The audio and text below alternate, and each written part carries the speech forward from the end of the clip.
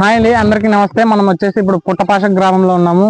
ప్రస్తుతం మనం లక్ష్మణ్ గారి రైతు పొలంలో ఉన్నాము. ఇక్కడ వచ్చేసి రాణా వెరైటీ పత్తి విత్తనాలు సోయింగ్ చేస్తున్నారు, పత్తి విత్తనాలు నాటుతున్నారు. ఇక్కడ వచ్చేసి ఇప్పుడు ప్రస్తుతానికి 4 ఎకరాలకు గాను రాణా వెరైటీ వేస్తున్నారు. అన్నతో ఒకసారి తెలిసి మాట్లాడుకుందాం. అన్న, పోయినసారి వెరైటీ వేసినారా? వేసినాం. పోయినసారి ఎన్ని ఎకరాలకు వేసినారు? పోయినసారి 2 ఎకరాలకు వేసినాం. పోయినసారి 2 ఎకరాలకు వేసినారు. ఎన్ని ఎకరాలు సాగు చేస్తారు మీరు? 5 ఎకరాలు చేస్తాం. 5 ఎకరాలు చేస్తారు.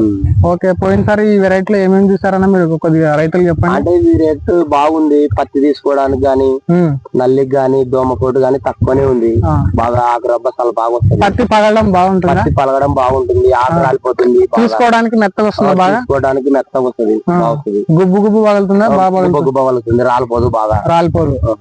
పడిపోదు. ఓకే, ఇంకా ఏం చూసారన్నా? బాగుంది. వెరైటీ అయితే బాగుంది. ఎకరాకి ఎన్ని క్వింటాలు వచ్చింది మీకు? 20 క్వింటాలు వస్తుంది. 20 క్వింటాలు వస్తుంది. 20 క్వింటాలు పక్క తీయచ్చు. పక్క 20 క్వింటాలు చేయొచ్చు. పక్క తీయచ్చు. ఓకే. అంటే పోయినసారి ఈసారికి చెప్పారా రైతులకి? చెప్పాము. చాలా మందికి చెప్పాము. చాలా మంది చేస్తున్నారు కానీ మేము కానీ ఇప్పిస్తున్నాం వాళ్ళకి.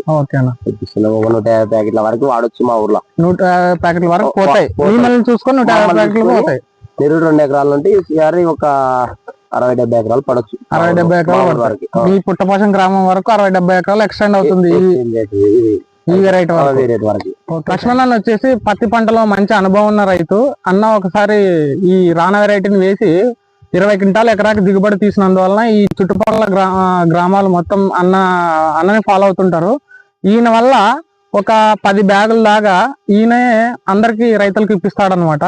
ఇది ఈ సంవత్సరం 70 నుంచి 80 ఎకరాల వరకు పడొచ్చని అన్న అంచనా వేస్తున్నాడు. కాబట్టి అందరూ వేసుకోవాలని ప్రతి ఒక్కరికి చెప్తారు.